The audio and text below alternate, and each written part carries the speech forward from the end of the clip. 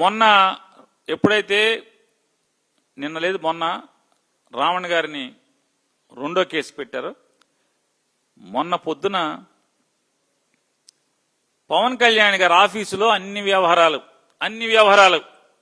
అన్ని సంగతులు, ఎవరు రావాలి, ఏ గేట్లోంచి రావాలి, ఏ తలుపులోంచి వెళ్ళాలి, మీడియా కనపడకుండా ఎవరు రావాలి, ఇట్లాంటి అన్ని పనులు చూసేటువంటి ఒక ఎమ్మెల్సీ ఉన్నాడు హరిప్రసాద్.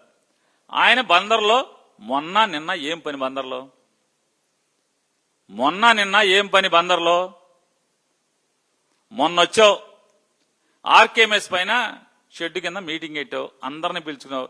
ఏంటయ్యా అంటే పని, ఎవరికి ఏం పదవులు కావాలి, ఎవరికి నామినేటెడ్ కావాలి, ఎవరికి కౌన్సిల్ టికెట్ కావాలి, ఎవరికి ఎమ్మెల్సీ టికెట్ కావాలి, ఎవరికి జిల్లా పరిషత్ చైర్మన్ కావాలి, ఎవరికి ఎంపీపీ కావాలి, ఎవరికి జెడ్పీటీసీ కావాలి, మీరందరూ అప్లికేషన్లు పట్టరండి అని జిల్లా మొత్తం అక్కడికి పోగేస్తామంట.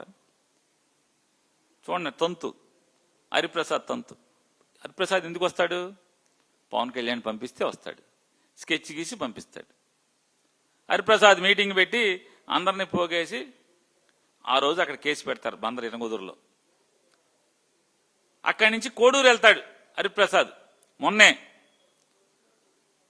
కోడూరు ఎందుకు? అక్కడ కూడా కాపులు ఎక్కువ గట్టిగా ఉన్నారు. కాపులు బందర్లో ఉన్నారు. అవినిగడ్డ నియోజకవర్గం కోడూరులో కేసు అయ్యింది ఆల్రెడీ రావణ్ మీద. నెక్స్ట్ ఇప్పుడు అక్కడ బెయిల్ రాగానే ఇవాళ రాత్రికి అక్కడ పాయకరాపేట, బందర్ నుంచి పాయకరాపేటలో కూడా కాపులు ఎక్కువ.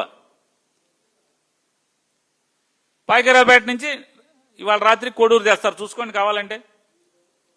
ఎక్కడ కేసు కడుతున్నా, ఎఫ్ఐఆర్ కడుతున్నా రావణ్ మీద, అన్ని చోట్ల కూడా కాపులు అధిక జనసాంద్రత ఉన్నటువంటి ప్రాంతాల్లో ఆ పోలీస్ స్టేషన్ పరిధిలో మాత్రమే కేసులు కడుతున్నారు. ఎందుకని?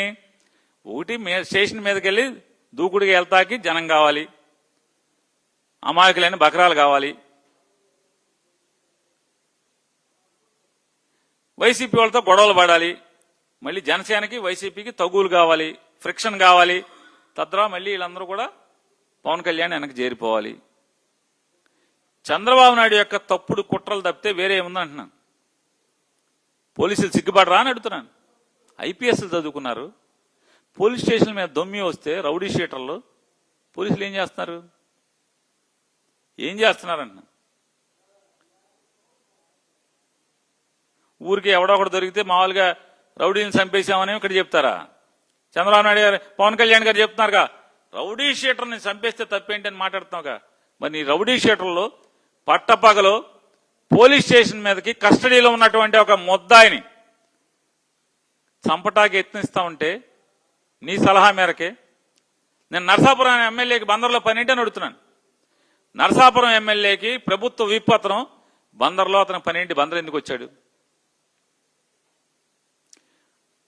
ఒక ఎమ్మెల్సీ, ఒక ఎమ్మెల్యే మొత్తం ఆర్గనైజ్డ్ గా నిన్న కృష్ణరావణ్ణి బస్సు ఎక్కించి పంపించే వరకు వీళ్ళందరూ బందర్లోనే ఉన్నారు. బస్సు ఎక్కించి హాస్పిటల్కి పంపించాక మాత్రమే, కోర్టుకు పంపించాక మాత్రమే హాస్పిటల్కి వెళ్ళి వీళ్ళందరూ కూడా ఖాళీ చేసి వెళ్ళారు ఆర్కేఎంఎస్ని. దీన్ని ఏమంటారు చెప్పండి? పవన్ కళ్యాణ్ గారు ఎన్ని కోణాలు అంటే, నారా చంద్రబాబు నాయుడు గారు పవన్ కళ్యాణ్ని, కాపు కులాన్ని ఏ రకంగా వాడుకుందామని ప్రయత్నం చేస్తున్నాడో మనకు అర్థం అవుతుంది కదా. ఎన్ని సాక్ష్యాలే కదా. పోలీసులకు చావుందా అని అడుగుతున్నాను.